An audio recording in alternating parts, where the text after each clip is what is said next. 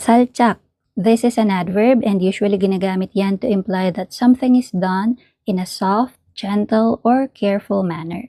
English term, slightly, lightly, or gently. Sa Tagalog, bahagya, dahan-dahan, unti-unti, or konting-konti.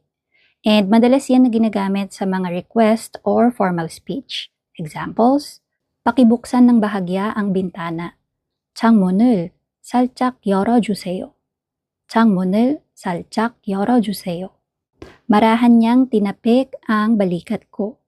그는 내 어깨를 살짝 쳤어요.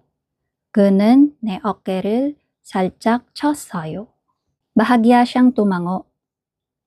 그는 고개를 살짝 끄덕였어요. 그는 고개를 살짝 끄덕였어요. Marahang itinulak ng bata ang upuan. 아이가 의자를 살짝 밀었어요. 아이가 의자를 살짝 밀었어요. bahagyang umiihip ang hangin.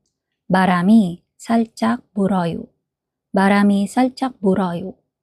bahagya siyang ngumiti nang makita niya ako.